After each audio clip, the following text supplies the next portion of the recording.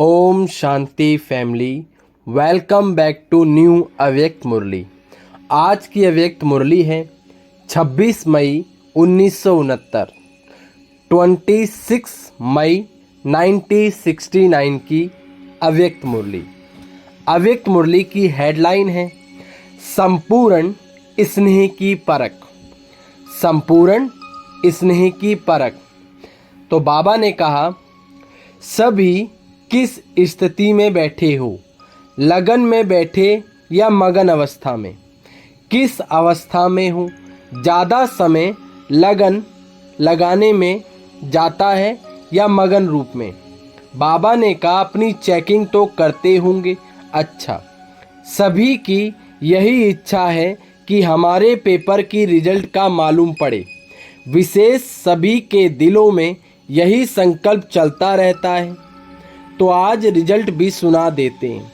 सभी ने जो भी लिखा यथा और योग्य, यथाशक्ति टोटल रिजल्ट यही कहेंगे कि बाप में निश्चय बुद्धि तो है, लेकिन जितना ही बाप में निश्चय है उतना ही बाप के महावाक्यों में, फरमान में निश्चय बुद्धि होकर चलना, वह अभी पुरुषार्थ में 50% माना 50% देखने में आता है। बाप में तो 100% अर्थात 100% निश्चय है, लेकिन बाप के फरमान और आज्ञाओं में निश्चय बुद्धि होकर के जो फरमान मिला है और किया है, ऐसे फरमान में निश्चय बुद्धि मेजॉरिटी 50% 50% की रिजल्ट में है। ऐसे ही टीचर में निश्चय है, लेकिन उनकी पूरी पढ़ाई है जो है उसमें पूर्ण रीति से चलना, वह भी अपनी अपनी परसेंटेज की रिजल्ट है। ऐसे ही गुरु रूप में भी सद्गुरु है, ये पूरा निश्चय है, लेकिन उनकी श्रीमत पर चलना, उनकी टोटल रिजल्ट 50% तक। सिर्फ बाप टीचर सदगुरु में निश्चय नहीं, लेकिन इस निश्चय के साथ साथ उनके फरमान, उनकी पढ़ाई, उनकी श्रीमत पर भी संपूर्ण निश्चय बुद्धि होकर चलना है। उसमें कमी है जिसको अभी भरना है। स्नेह की निशानी क्या है? बाबा ने कहा, प्यार की निशानी क्या है? संपूर्ण प्यार की परख क्या होती है?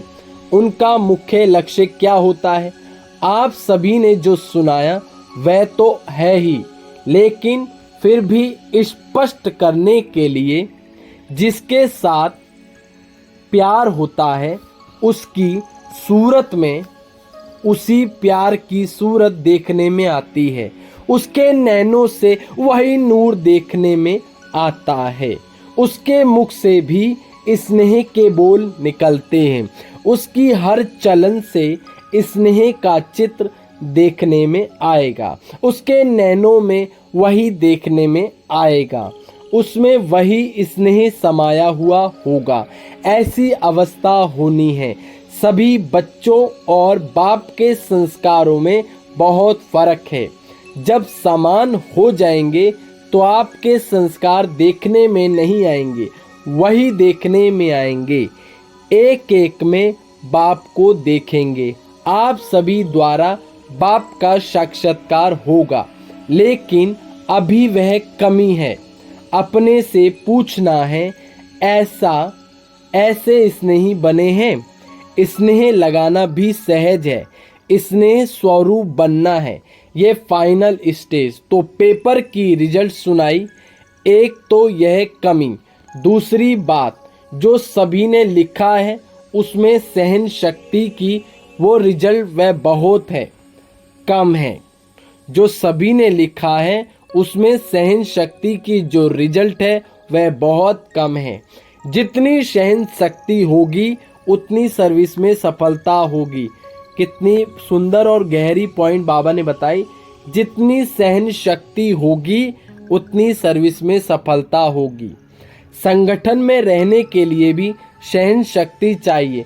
फाइनल पेपर जो विनाश का है उसमें पास होने के लिए भी सहन शक्ति चाहिए। वह सहन शक्ति की रिजल्ट मेजॉरिटी में बहुत कम है, इसलिए उसको अब बढ़ाओ। सहन शक्ति कैसे आएगी? जितना जितना स्नेही बनेंगे, जितना जिसके प्रति स्नेह होता है तो उस स्नेह में शक्ति आ जाती है। प्यार में सहन शक्ति कैसे आती है? कभी अनुभव किया है? बाबा कहते हैं प्यार में कैसे सहन शक्ति आती है, कभी अनुभव किया है? जैसे देखो, कोई बच्चे की माँ है, बच्चे पर आपदा आती है तो माँ का प्यार है, तो प्यार के कारण उसमें सहन शक्ति आ जाती है। बच्चे के लिए सब कुछ सहन करने के लिए तैयार हो जाती है। देखो बाबा उदाहरण से समझा रहे हैं। तो उस समय प्यार में कुछ भी अपने तन का, परिस्थितियों का कुछ फिक्र नहीं रहता। तो ऐसे ही अगर निरंतर स्नेह रहे तो उस स्नेह प्रति सहन करना कोई मुश्किल व बड़ी बात नहीं। क्या कहा बाबा ने? अगर स्नेह कम है इसलिए सहन शक्ति भी कम है। ये आप सभी के पेपर की रिजल्ट अब 1 मास के बाद रिजल्ट देखेंगे। 1 महीने के बाद, मास माना महीना, वहाँ 3-3 मास बाद पेपर आता है। दुनिया में क्या होता है? 3-3 महीने बाद, जिसको कहते हैं first term, second term, third term. यहाँ 1 मास बाद इसी रिजल्ट को देखेंगे कि स्नेह रूप कितना बने। मुख्य निर्भयता का गुण जो पेपर में नहीं दिया था, क्योंकि बहुत कमी, उसकी भी बहुत कमी है। 1 मास के अंदर इस निर्भयता के गुण को भी अपने में पूरा भरने की कोशिश करनी है। निर्भयता कैसे आएगी? उसके लिए मुख्य क्या पुरुषार्थ है? निराकारी बनना। जितना निराकारी अवस्था में होंगे उतना निर्भयता होंगे। गोल्डन पॉइंट, जितना निराकारी अवस्था में होंगे उतना निर्भय होंगे, क्योंकि आत्मा न मरती है न कटती है। आत्मा अजर अमर है, शरीर मरता है, कटता है। भय तो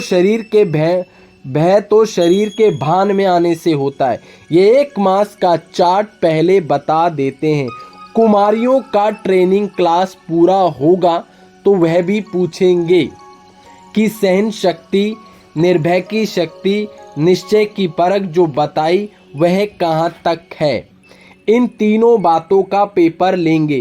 कुमारियों से बाप दादा का स्नेह विशेष क्यों होता है? कुमारियों से बाप दादा का प्यार विशेष क्यों होता है? कौन सी खास बात है जो बाप दादा का खास प्यार रहता है? क्योंकि बाप दादा समझते हैं। क्योंकि बाप दादा समझते हैं। क्या समझते हैं?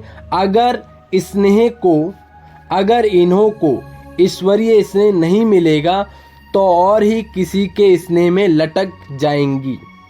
बाप रहम दिल है तो रहम के कारण स्नेह है, भविष्य बचाव के कारण विशेष स्नेह रहता है।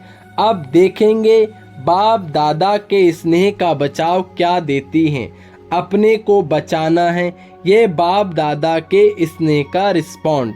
किन किन बातों में बचाना है मालूम है? एक तो मनसा सहित प्योरिटी, मनसा में कोई संशय न आए। और दूसरी बात, अपनी वाचा भी ऐसी रखनी है जो मुख से ऐसा कोई बोल ना निकले। वाणी में भी कंट्रोल, मनसा में भी कंट्रोल। वाचा ऐसी रखनी है जैसे साकार में बाप दादा की थी। कर्म भी ऐसा करना है जैसे साकार तन द्वारा करके दिखाया। आप सभी का कर्म ऐसा हो और जो भी देखकर ऐसा करें, और भी देखकर ऐसा करें। ये कुमारियों के लिए खास है। और किससे बचना है? संग दोष से बचना है।